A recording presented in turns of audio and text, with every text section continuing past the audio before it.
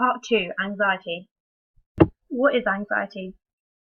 Anxiety is a negative experience of stress caused by worry or apprehension. Anxiety can be split into two categories: cognitive and somatic anxiety. Cognitive anxiety is anxiety that happens within our minds, and somatic anxiety is anxiety that affects our body.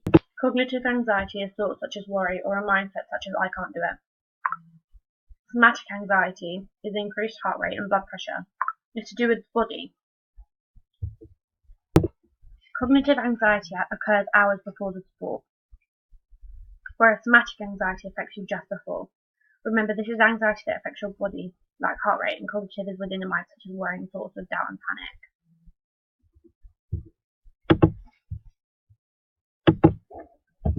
Anxiety can be split into trait and state anxiety. Trait anxiety is when you, as a person, have a high level of anxiety all the time. This could include day-to-day tasks such as going to college or catching a bus. However, state anxiety is when you have anxiety but only in certain situations. A sportsman is more likely to have state anxiety and low levels of anxiety in general. An example applied to sport could be a shooter in netball is asked to move into goal defence as one of the players has become injured, and the coach has moved you there. It is the first time you've played in this position in a competitive situation, so you start to panic, but prior to the game you felt fine. It's only since you have been moved. This is state anxiety, as it's anxiety that is adjusted with the situation. If they had trait anxiety, their anxiety levels, so in this case, the panic and worry, would have been high before the game also.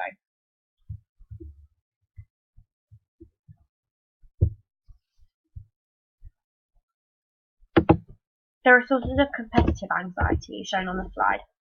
The crowd, lack of control, the level you're performing at, whether it's a high-pressure situation, the fear of failure, the fear of injury, and the importance of the overall game.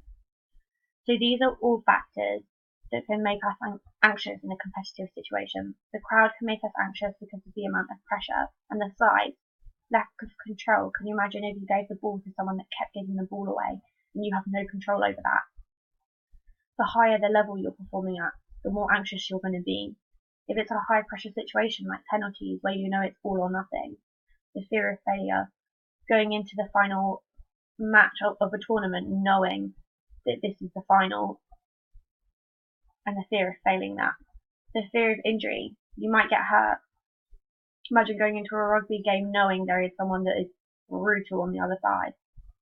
And the importance of the overall game. Finals are generally more important the higher the status. Is there people watching? Is it being recorded? All of these can lead to high competitive anxiety. Right. The sports competition anxiety test. There is a test you could take to look at your anxiety in relation to sport. It's called the Sports Competition Anxiety Test, or shortened to SCAT. It measures the anxiety of the performer. In the slide you can see my SCAT test on the left here. And you're asked questions which you answer honestly. Then you come out with a score, which is here, which correlates to the amount of anxiety that you have. So as you can see, in my test it says that I have a high level of anxiety, and my SCAT score came out as 26. I answered honestly in all of these.